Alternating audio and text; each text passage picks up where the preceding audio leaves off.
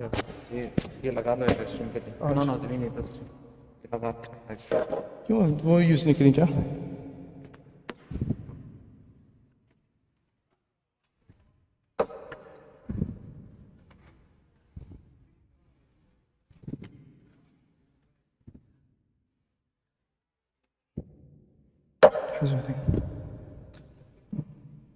بر محمد وآل محمد صلوات. اللهم صل على محمد وآل. اللهم صل على محمد وآل محمد. بسم الله الرحمن الرحيم. اللهم إني أسألك وأتوجه إليك بنبيك نبي الرحمة محمد صلى الله عليه وآله.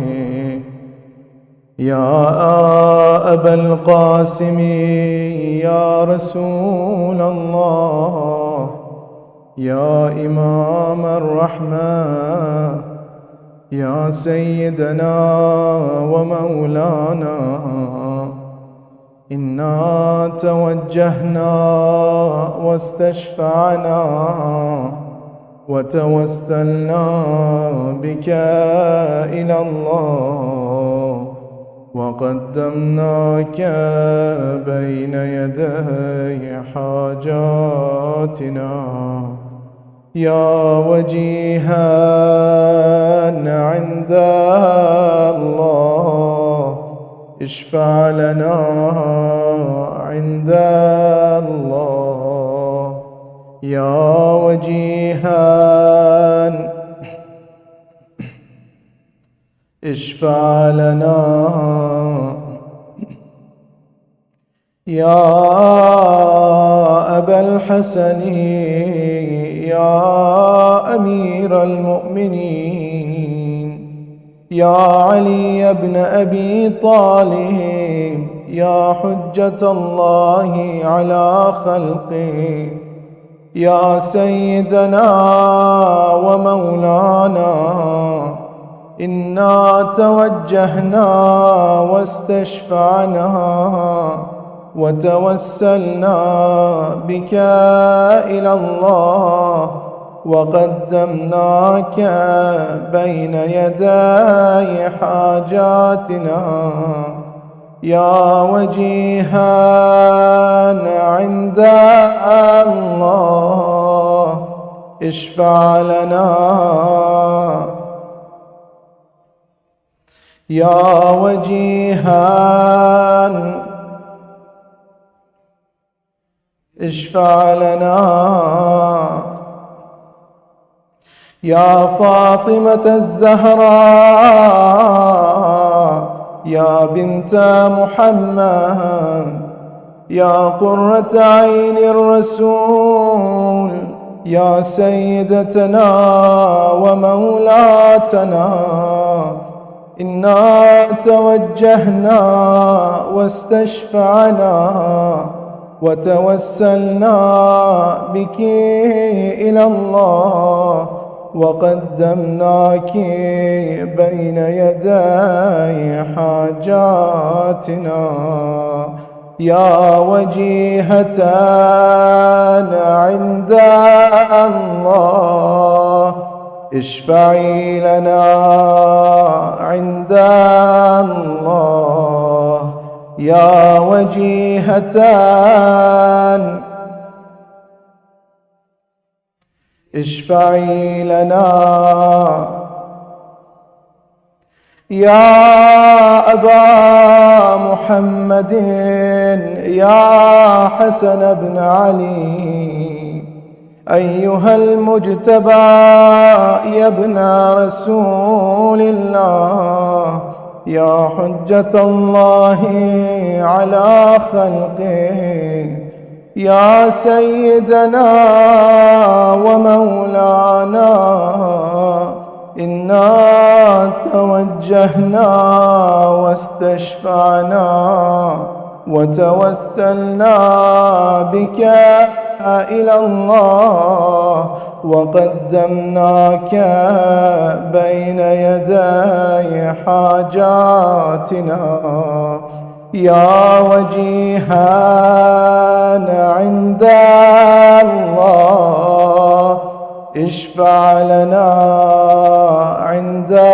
الله يا وجيها اشفع لنا يا أبا عبد الله يا حسين بن علي أيها الشهيد يا ابن رسول الله يا حجة الله على خلقه يا سيدنا ومولانا إنا توجهنا واستشفعنا وتوسلنا بك إلى الله وقدمناك بين يدي حاجاتنا يا وجيها عند الله اشفع لنا عند الله يا وجيها اشفع لنا يا أبا الحسن يا علي بن الحسين يا زين العابدين يا ابن رسول الله يا حجة الله على خلقه يا سيدنا ومولانا إنا توجهنا واستشفعنا وتوسلنا بك إلى الله وقدمناك بين يدي حاجاتنا يا وجيها عند الله اشفع لنا عند الله يا وجيها اشفع لنا يا أبا جعفر يا محمد بن علي أيها الباقر يا ابن رسول الله يا حجة الله على خلقه يا سيدنا ومولانا إنا توجهنا واستشفعنا وتوسلنا بك إلى الله وقدمناك بين يدي حاجاتنا يا وجيها عند الله اشفع لنا عند الله يا وجيها اشفع لنا يا أبا عبد الله يا جعفر بن محمد أيها الصادق يا ابن رسول الله يا حجة الله على خلقه يا سيدنا ومولانا إنا توجهنا واستشفعنا وتوسلنا بك إلى الله وقدمناك بين يدي حاجاتنا يا وجيها عند الله اشفع لنا عند الله يا وجيها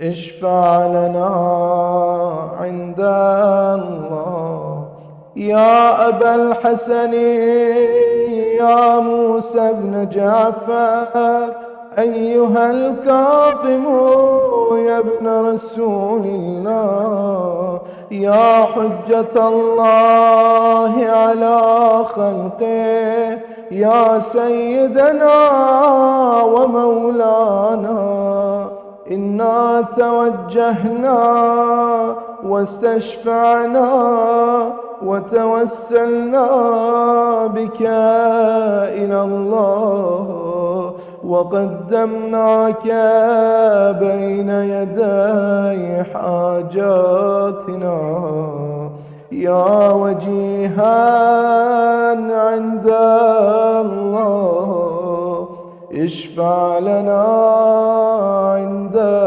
الله يا وجيها عند الله اشفع لنا يا أبا الحسن يا علي بن موسى أيها الرضا يا ابن رسول الله يا حجة الله على خلقه يا سيدنا ومولانا إنا توجهنا واستشفعنا وتوسلنا بك إلى الله وقدمناك بين يدي حاجاتنا يا وجيها عند الله اشفع لنا يا وجيها عند الله اشفع لنا عند الله يا أبا جعفر يا محمد بن علي أيها التقي الجواد يا ابن رسول الله يا حجة الله على خلقه يا سيدنا ومولانا إنا توجهنا واستشفعنا وتوسلنا بك إلى الله وقدمناك بين يدي حاجاتنا يا وجيها عند الله اشفع لنا يا وجيها عند الله اشفع لنا عند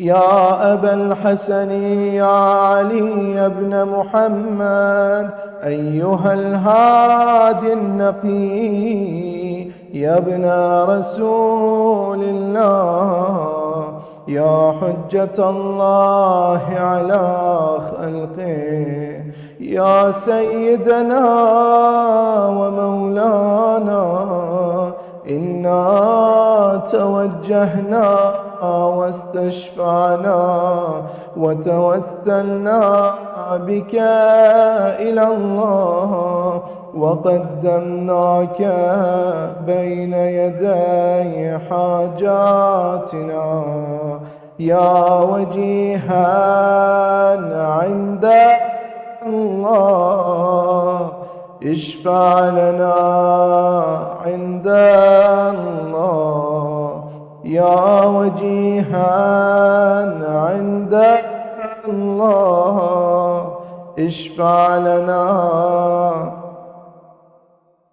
يا أبا محمد يا حسن بن علي أيها الزكي العسكري يا ابن رسول الله، يا حجة الله على خلقه،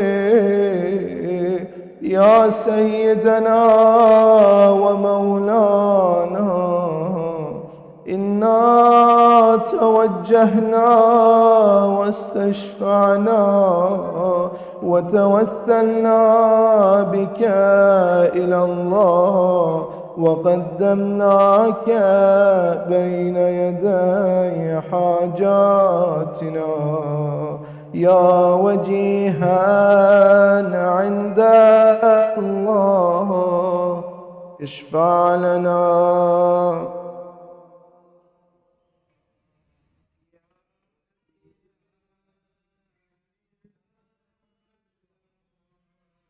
اشفع لنا.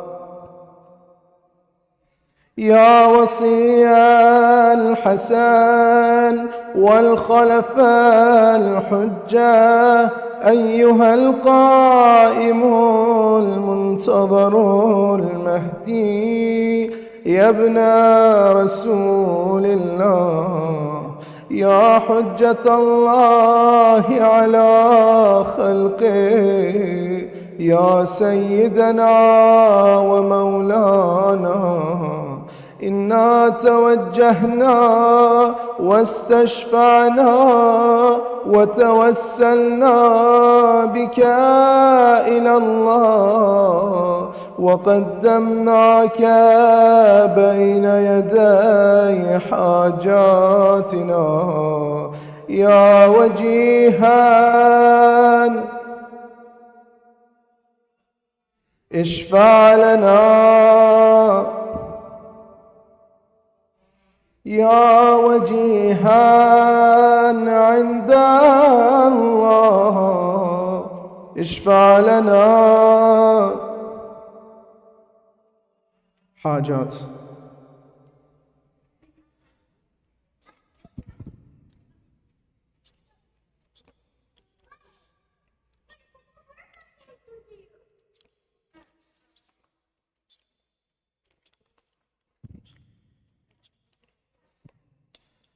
دعاء إمام الزمان.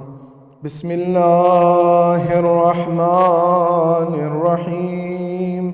اللهم كن لوليك الحجة ابن الحسن صلواتك عليه وعلى آبائه في هذه الساعة وفي كل ساعة، وليا وحافظا وقائدا وناصرا ودليلا وعينا، حتى تسكنه أرضك طوعا وتمتعه فيها طويلا، برحمتك يا أرحم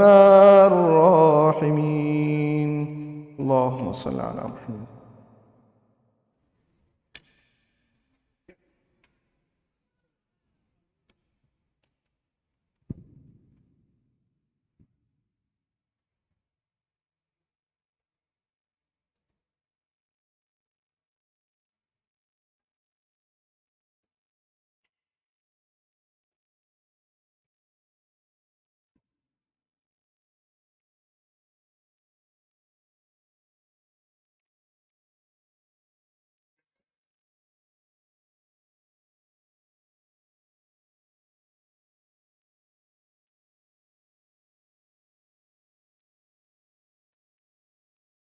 بن محمد وآل محمد صلوات الله.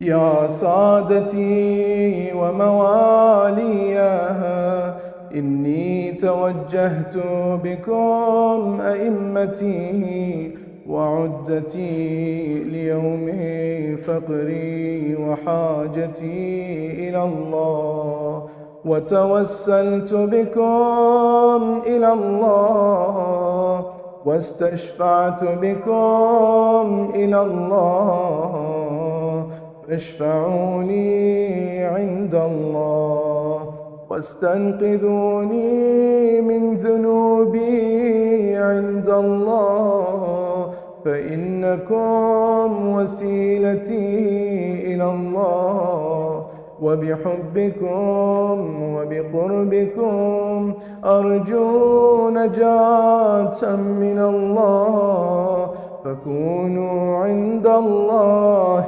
رجائي يا سادتي يا أولياء الله صلى الله عليهم أجمعين ولعن الله أعداء الله ظالميهم من الأولين والآخرين آمين رب العالمين. الله صل على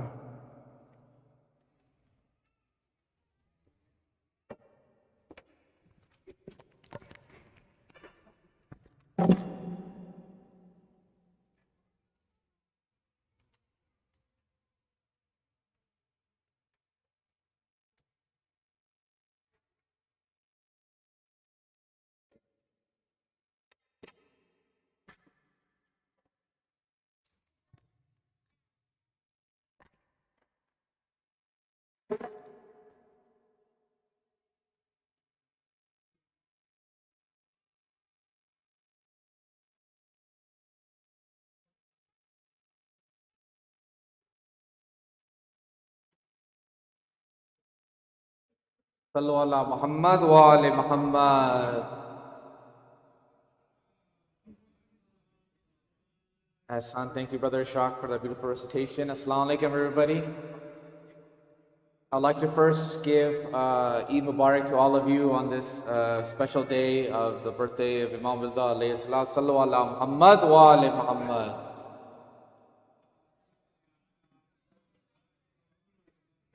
We will, inshallah, start our program with some poetry. We will have two reciters, one in Urdu, one in Farsi. And then we'll follow that up with a speech by Sheikh Salim Yusufali. And then we have another recitation at the end by Rise Academy students. So inshallah, with that, help me invite up Brother Mubashir for a recitation in Urdu, with poetry in Urdu, with a loud salawat.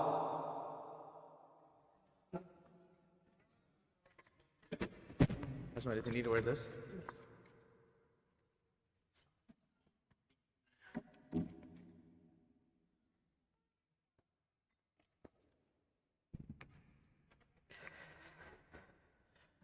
Bar Muhammad wa ali Muhammad salawat.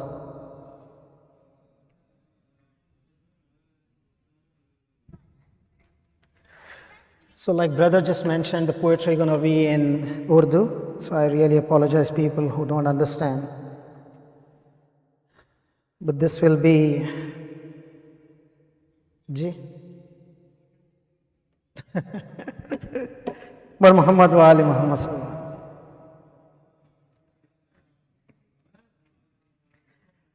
आठवें पेशवा शाहे हर दो सरा या इमाम रज़ा या इमाम रज़ा नाइबे मुर्तज़ा सबके हाजत रवा या इमाम रज़ा या इमाम रज़ा क्या मुबारक महीना है ज़िक़ाद का जिसमें पैदा हुए हैं इमाम रज़ा है खुशी मोमिनों में یہ صبح و مساء یا امام رضا یا امام رضا نور سے آپ کے اے شہید جہاں ہو گئے ہیں منور یہ کون و مکان وجہ رب نور حق نور خیر الورا یا امام رضا یا امام رضا نور اول سے ہے سلسلہ آپ کا کتنا عالی ہے سب اور نسب آپ کا کیسے مدحت بیان ہوگی مجھ سے بھلا یا امام رضا یا امام رضا ہے ضمانت میں مولا یہ سب مومنین عقد پورے کرو یا امام مبین ہو شفاعت ہماری بھی روز جزا یا امام رضا یا امام رضا بس یہی التجا ہے امام غریب پھر سے مولا ہو ہم کو زیارت نصیب جلد مجھ کو ملے یہ میرا مدعا یا امام رضا یا امام رضا ہے غلاموں میں مولا یہ شبیر بھی ہو نصیب آپ کا اس کو دیدار بھی اس کی تربت میں ہو آپ کی بھی ضیا یا امام رضا یا امام رضا بر محمد و آل محمد صلی اللہ علیہ وسلم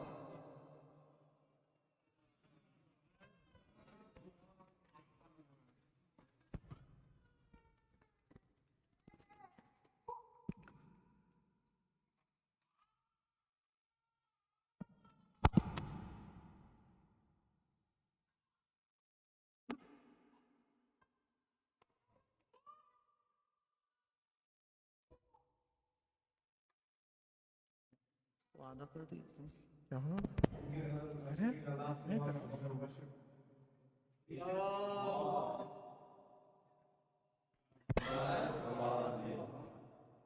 Inshallah, our next poetry will be recited by Please help me invite them all.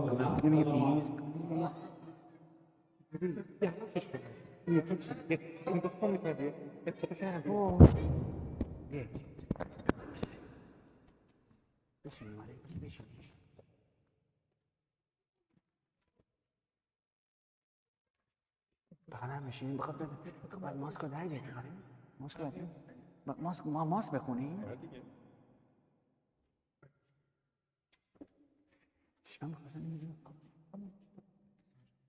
شلون راح تلقى من بلدي همين اجري نشوف لا ما ميان باج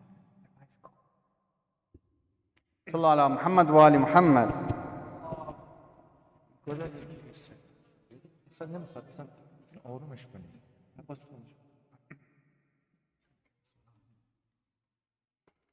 بسم الله الرحمن الرحيم The sunshine of Iran the King of Khorasan, the sunshine of Iran, the King of Khorasan, Ali ibn Musa, Raza, Ali ibn Musa, Raza, the sunshine of Iran, the King of Khorasan, the sunshine of Iran, the King of Khorasan, Ali ibn Musa, Raza Jan, Ali ibn Musa, Raza Jan, Raza Jan,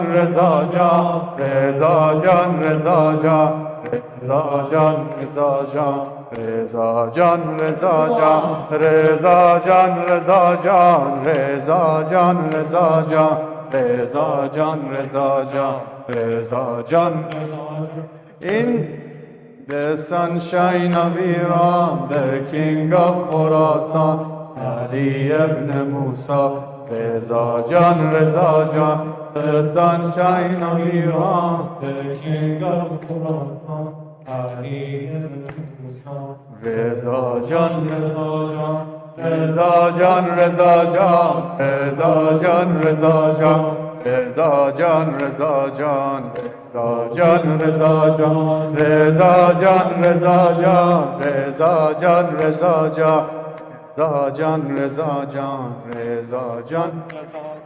in His grace and kindness, in goodwill and greatness, in His grace and kindness, in goodwill and greatness, He was the role model in faith and graciousness. He was the role model in faith and graciousness. The sunshine of Iran, the King of Khorasan, the sunshine of Iran, the King of Khorasan, Ali ibn Musa, Raza Jan, Ali ibn Musa, Raza Jan, Raza Jan, Raza Jan, Raza Jan, Raza Jan, Raza Jan, Raza Jan, Raza Jan, Raza Jan, Raza Jan, Raza Jan, Raza Jan, Raza Jan, Raza Jan, Raza Jan, Raza Jan, Raza Jan, Listen for at your door,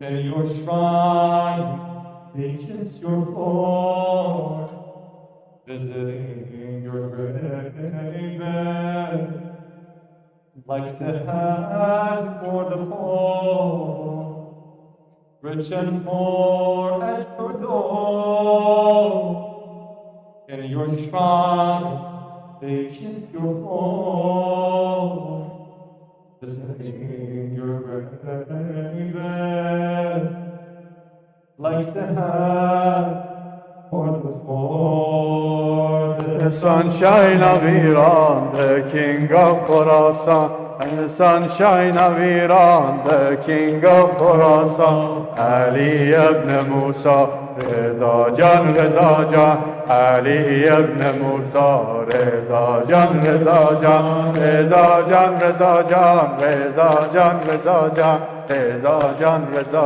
Jan, Raza Jan, Raza Jan, Raza Jan, Raza Jan, Raza Jan, Raza Jan, Raza Jan, Raza Jan, Raza Jan, Raza Jan. Allahumma salli ala Ali ibn Musa ar-Rida al-Murtada al-Imam al-Taqi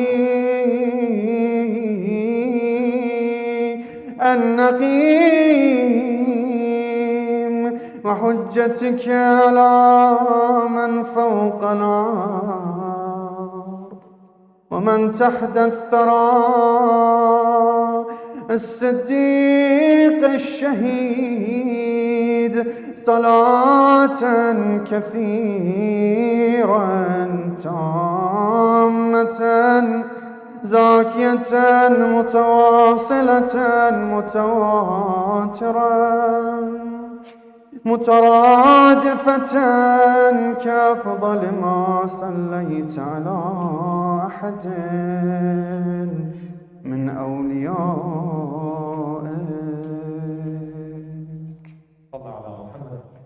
اللهم صل على محمد وعلى آله وصحبه.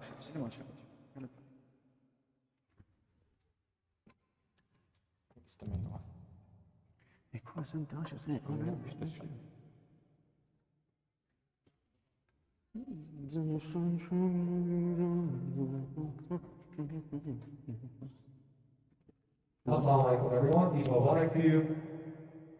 We have some of our students at Rise Academy that have been practicing their own with the help of their parents. Parents initiative.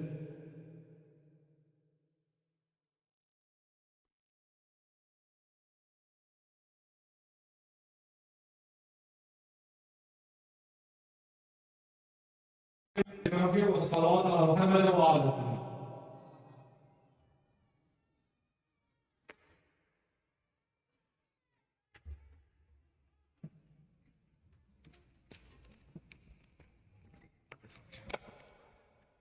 You want to have one? No. You want to have one? You want to have? There, hold it. Just hold it. There you go. Get this too. There you go. Okay.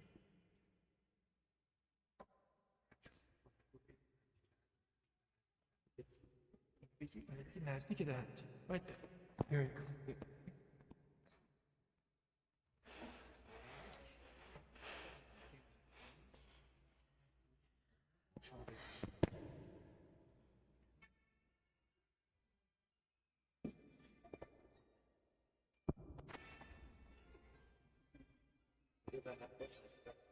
Raza, Raza, Raza, Raza, Raza, Raza, Raza, Raza, Tuamano nego, Mansoro nego tuna, Tuamano nego kani, Rosero, Tuamano dakoni.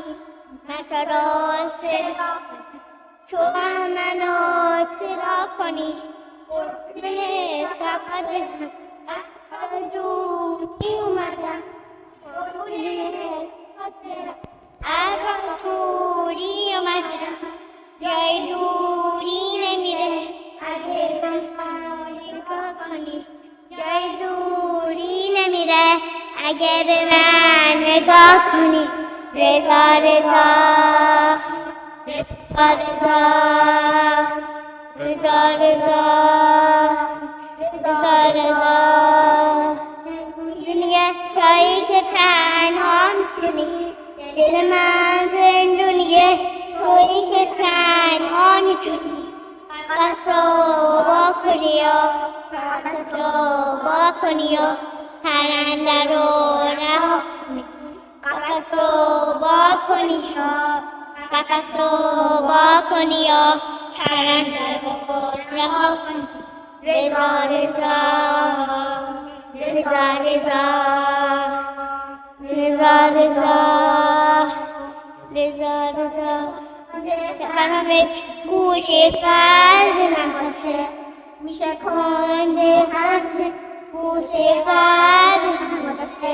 Mishakal Hanumet Gondade Kalakani Mishakande Gondade Chalakani Reza Reza Pemana Karibana Mochimishe Karigiyomana Kariban Mochimishe Idale Garibaro Bahone Chashinakuni Idale Garibaro Bahone Chashinakuni Bunet Nasinta Sotakurub Saram Kuebune Sunata Sotakurub Nazo Tuamano Okani Tuamano Raza, Raza, Ranjarat, Ramira, Amo, Kere, Salam, Hajra, Ramira, Yam, Kere, Rubakani, Salam, Samania, Dujeraha, Rubakani, Salam, Saman, Sheikh.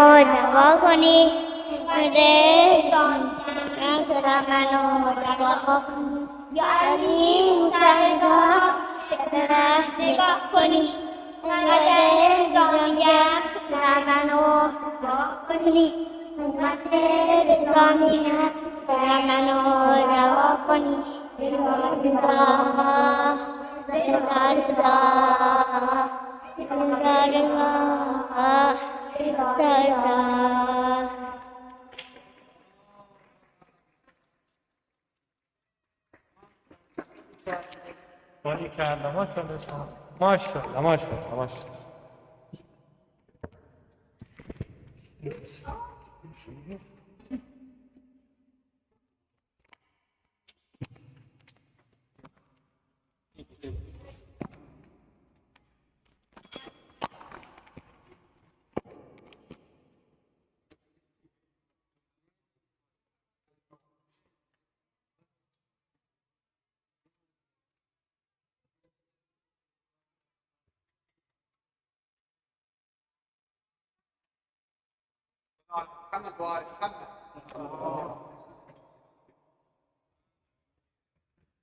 We have another salawat that is recitation by the Raza Academy students. Salawat ala Muhammad wa ali Muhammad.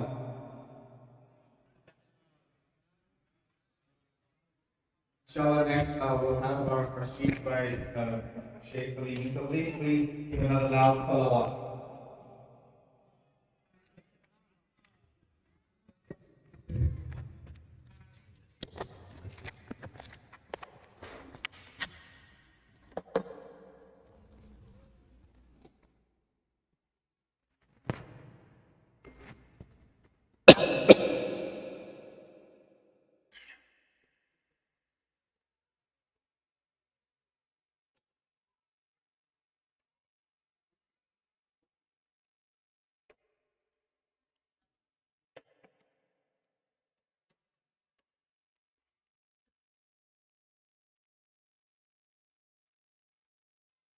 صلوا على محمد وآل محمد.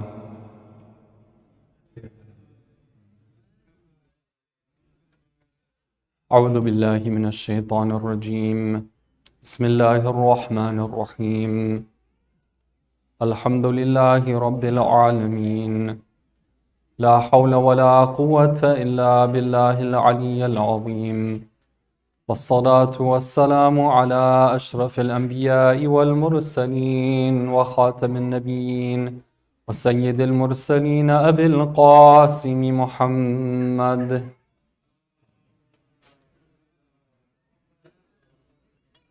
وعلى آل بيته الطيبين الطاهرين المعصومين. Respected elders, brothers, sisters, we've gathered here for the special occasion of the birthday anniversary of our beloved 8th Imam, Imam Ali ibn Musa al-Rida alayhi salam.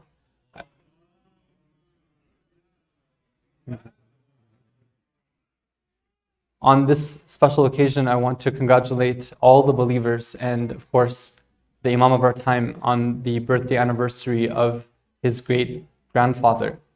And we send our salam to Imam al-Rida alayhi salam. Alhamdulillah, we're blessed to be able to gather here to commemorate the birthday of the Imam. And I want to ask Allah Ta'ala to reward all those who take a part in organizing these programs and decorating so beautifully, in presenting such nice poetry, and especially our children for coming up to the stage and gracing us with those beautiful words. Even if we didn't understand them, at least we felt that spirit and that love for the Imam alayhi salam. And I want to ask Allah to reward all of you for your efforts and your commitment to the cause of the Ahlul Bayt alayhim salam. Inshallah, to bring some joy and happiness to our special occasion here, let's all recite a heartfelt, beautiful salawat, please.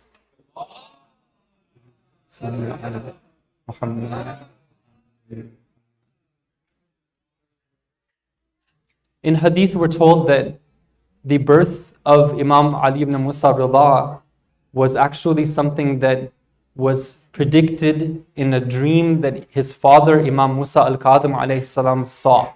In his dream, he was visited by his great-grandfather, Rasulullah sallallahu alayhi wa alayhi. And according to the hadith, the Imam alayhi salam says that I saw my grandfather Rasulullah and he says to me, Ya Musa, Aliyun ibnuka yanzuru bi nurillahi azza wa jal. O Musa, he's talking to the seventh Imam, your son Ali will be someone who when he gazes with the light of Allah, the Exalted.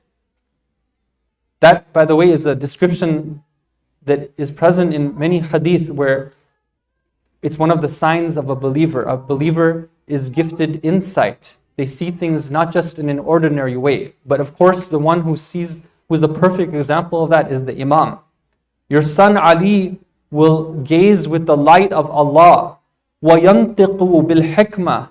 And when he speaks, his speech will be filled with wisdom. يُصِيبُ وَلَا يُخْطِئ. He will never make an error, but he will always do the right. يَعْلَمُ وَلَا يَجْهَلْ. He will know and he will never be ignorant. قَدْ مُلِئَ عِلْمًا وَحُكْمًا. He is filled with knowledge and with judgment. This is the prediction of the Prophet regarding Imam Ali ibn Musa alayhi salam. And when we look at the life of the Imam, he was somebody who, just like the other Imams, he demonstrated all of these qualities.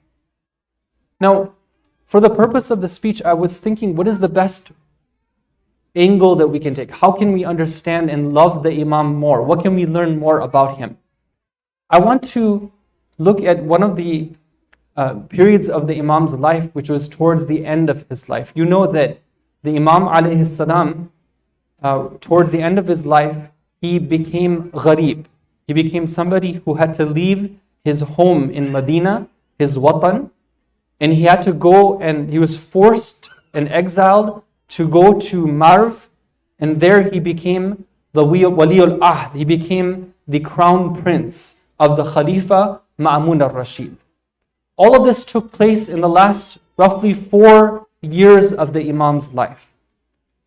And it's something which is very important for the lovers of the Ahlul Bayt to understand, that why is it that an Imam became associated with the government of the tyrant Khalifa.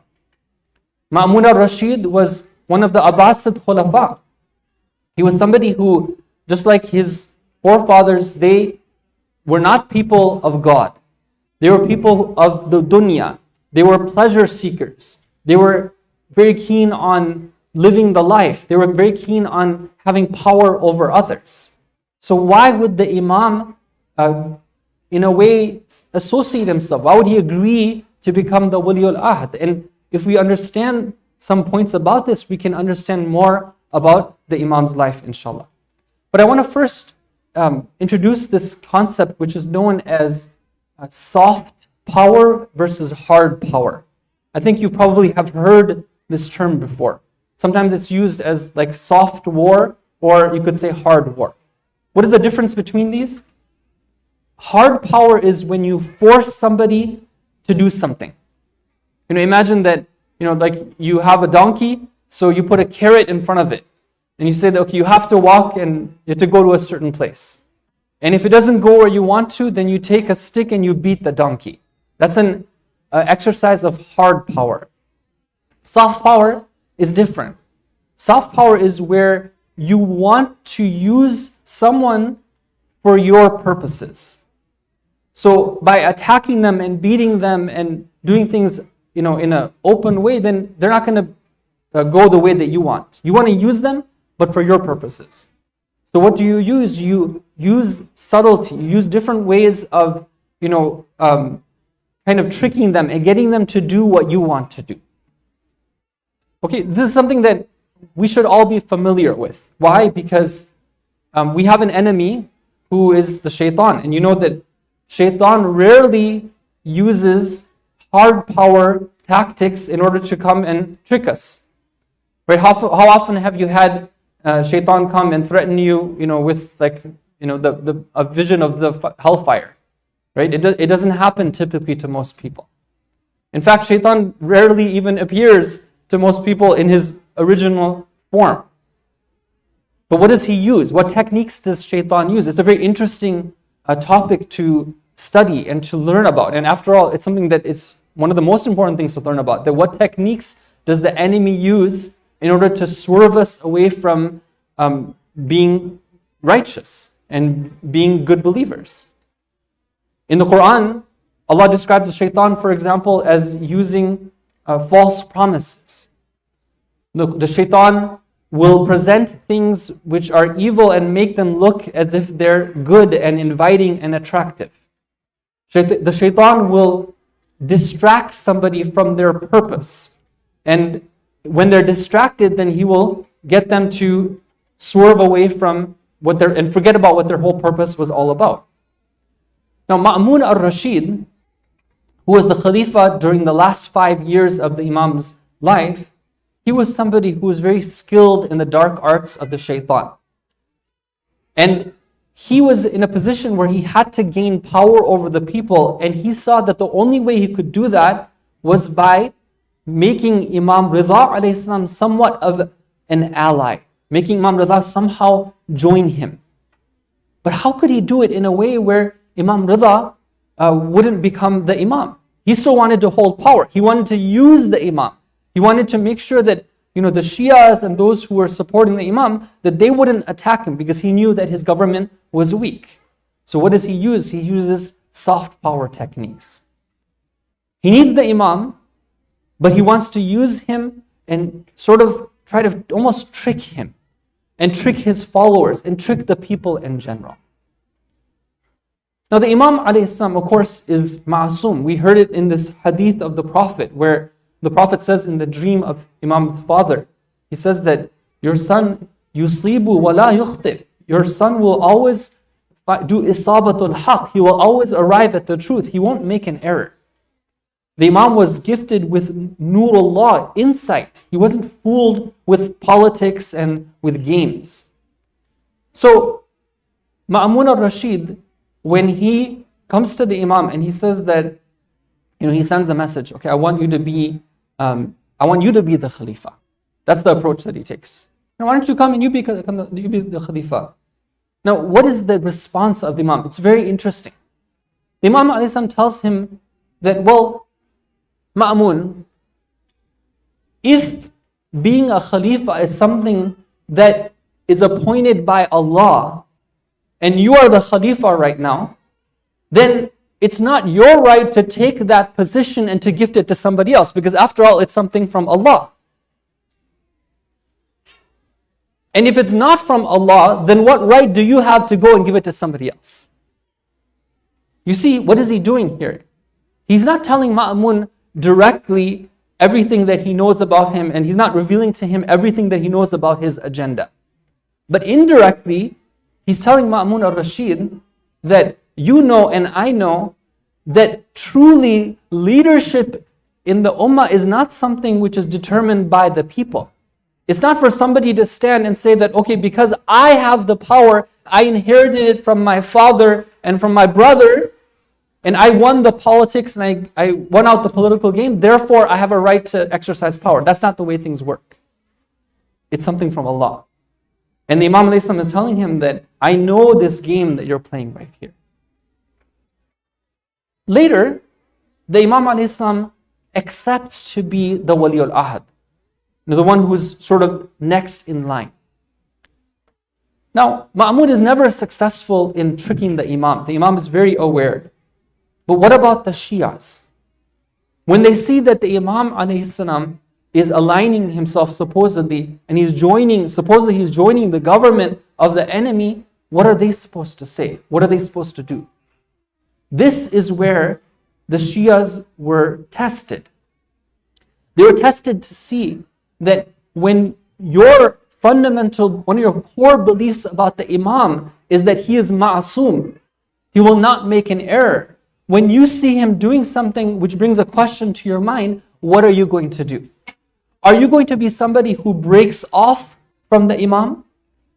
Or are you going to have firm faith that what the Imam does is correct? And are you going to seek clarification? One of the amazing things we see in history, brothers and sisters, is that those people who accepted the imamah of Imam Raza alayhi salam, they stayed with Imam Raza alayhi salam until he became a shaheed. And they stayed with his son. And they stayed with his son, and finally all the way to the Imam of the time. We don't find groups splitting away from Imam Raza alayhi salam.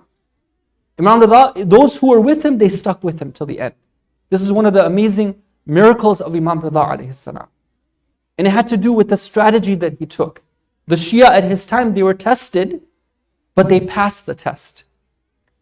One of the really interesting examples we have of this is where Abu Salat, one of the companions of Imam Raza alayhi salam, he goes to him and he says that, Imam, people are talking. Now that you've accepted this position, they're saying that before we thought that the Imam alayhi salam was zahid from the dunya. We thought that he was staying away from it. He had no interest in it. But now we're realizing that maybe it was the case, or we're thinking that maybe it's the case that no, that was just by chance, that the dunya stayed away from him. But now he's thinking, na'udhu billah, then maybe the dunya is coming to him. What response can we give them? So what does the Imam do? He lays it out for them. He says that, Abu Salt, you should know that I was in a position where I had a choice between two things.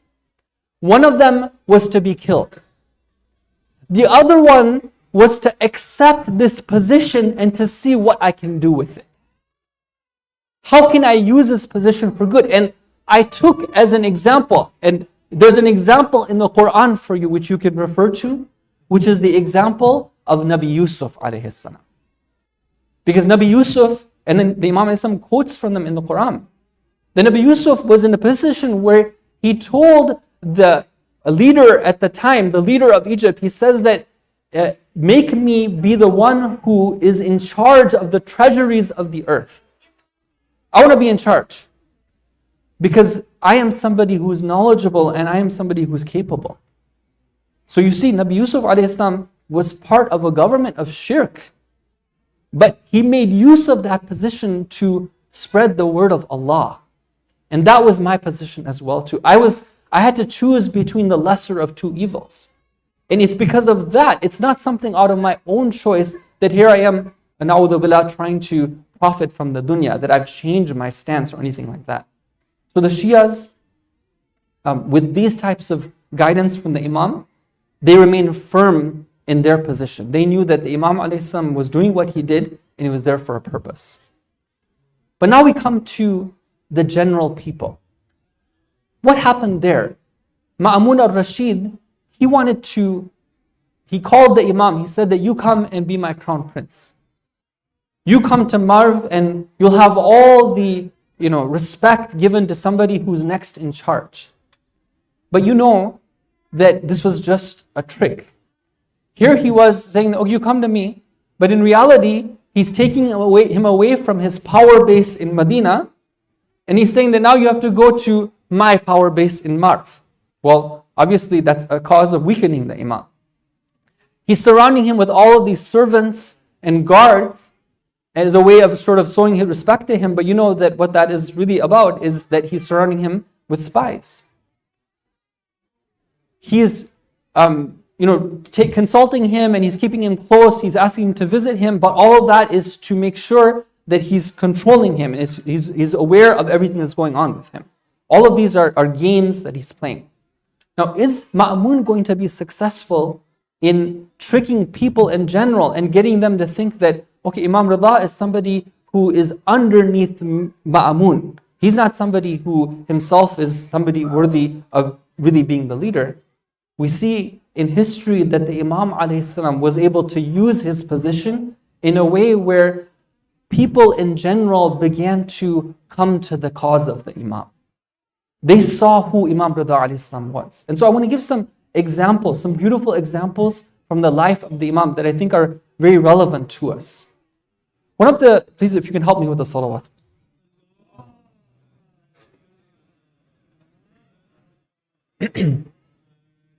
One of the examples that we see in the life of the Imam is that at every point the Imam ﷺ demonstrated the highest level of akhlaq.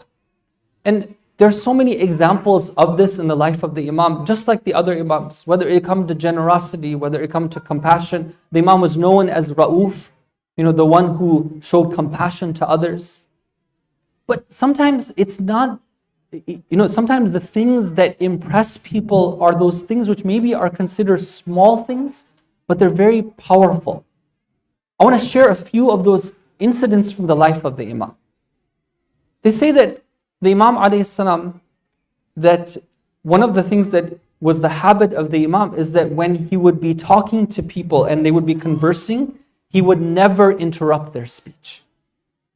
And this is a small point about the life of the Imam.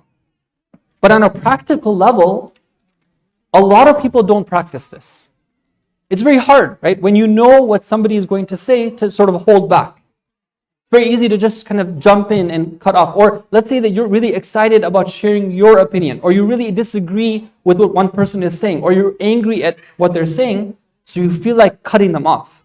It's rare that you find that type of patience in people where they're able to smile and actively listen to what someone is saying, even though they're anxious to speak.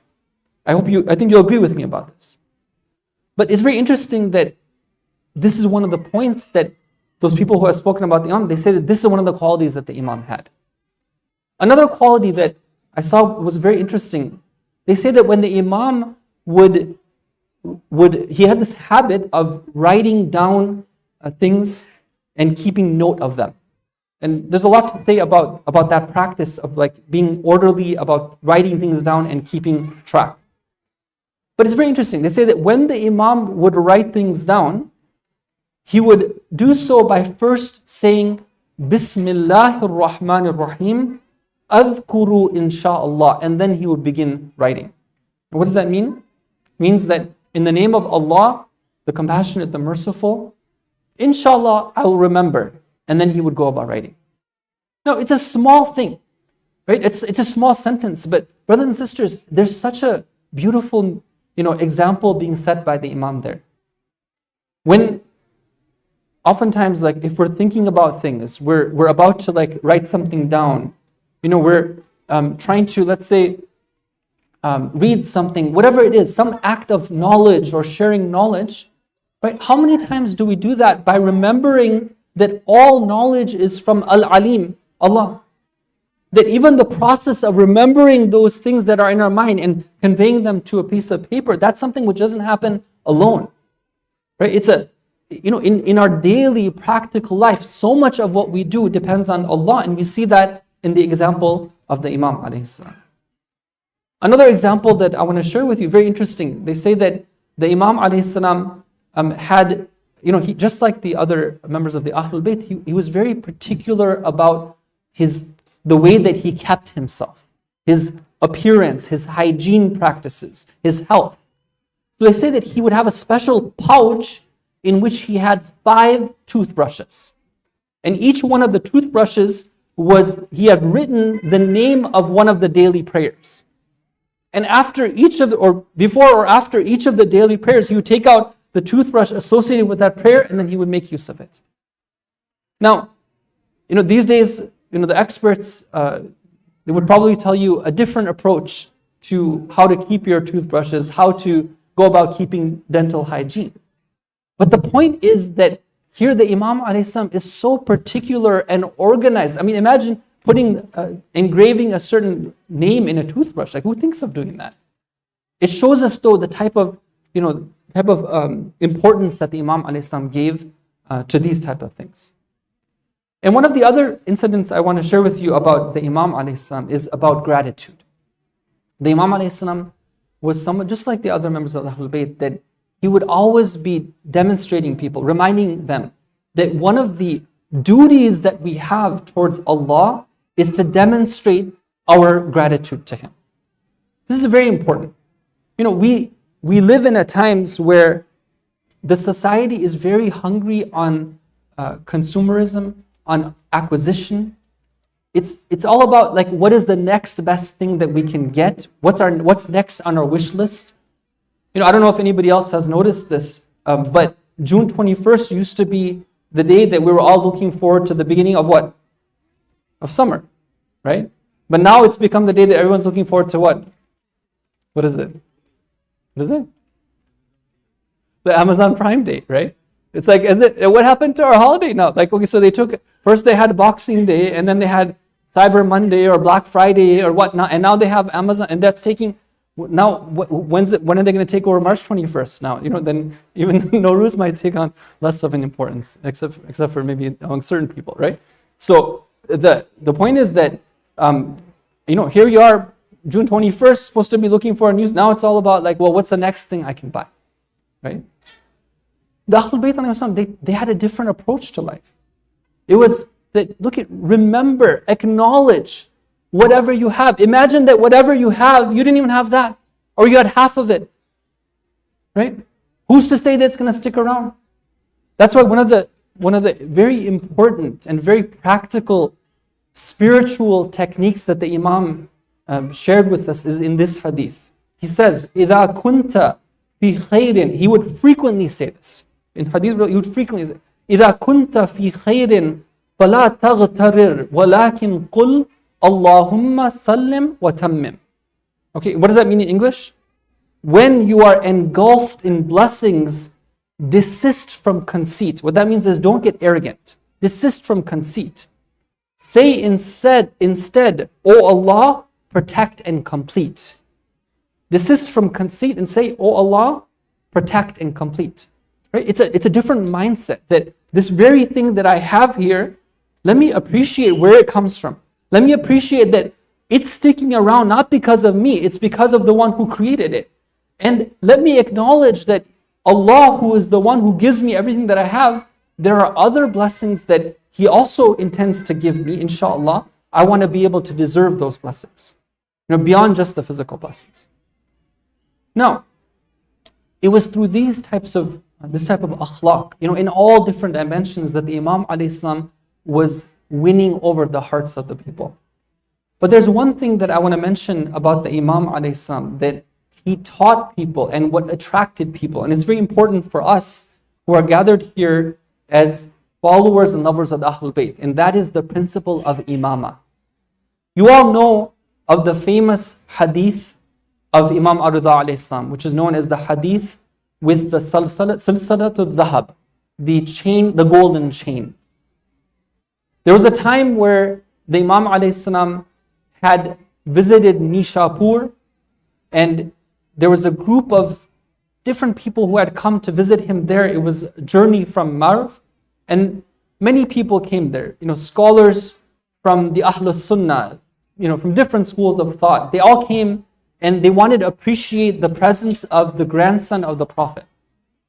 And when the Imam alayhi salam is about to leave, those who are there, they say that, look, now that you're leaving, is there one hadith that you can share with us that will kind of be a source of guidance for us? Give us like one gift before you leave in the form of knowledge. It's very interesting. As the Imam is leaving, he says that my father narrated from his father, Ja'far ibn Muhammad as-Sadiq, who narrated from his father,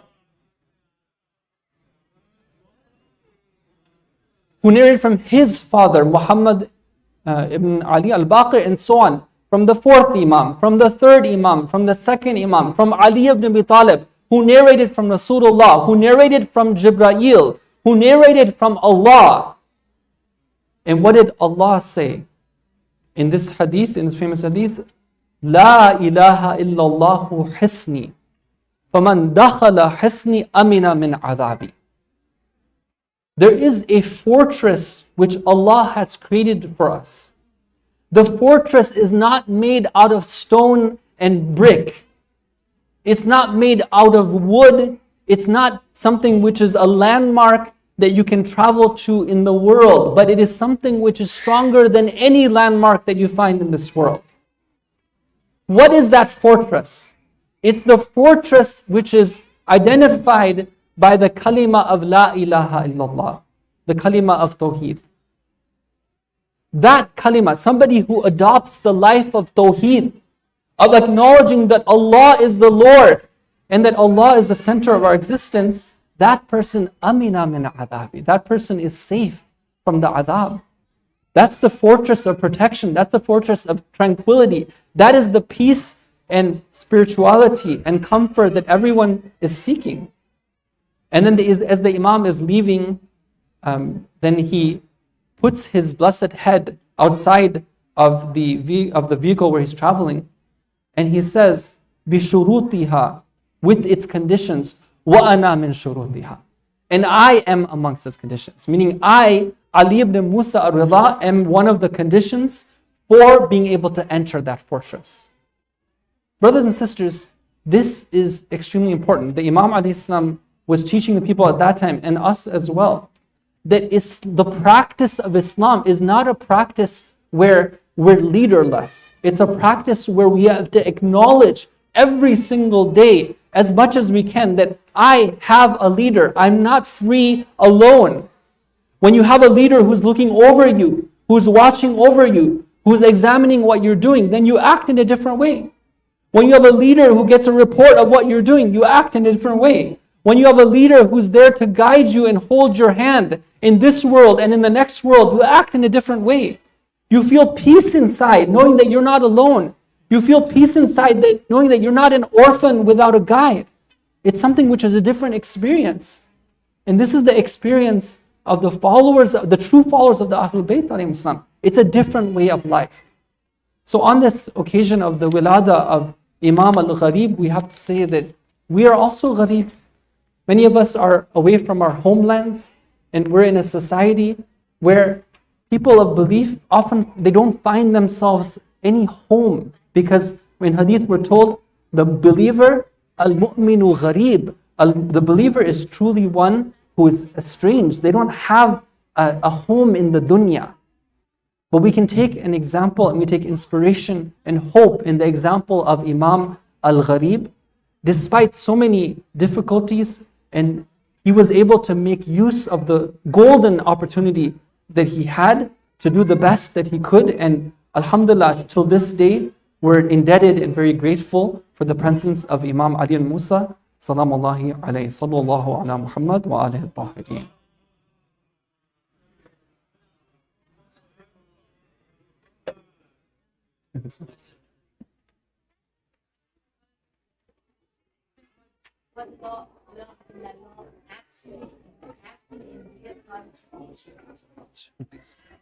Okay, there's a question, inshallah, I'll just answer that. I know that it's time for the adhan. Can you please explain what La ilaha illallah actually mean? La ilaha illallah, it has different layers of meanings, but one of the practical understandings of it is that I have no ilah, meaning no one or nothing that I worship save Allah, meaning Allah is the only entity that I worship, and no one and nothing else. Salawat.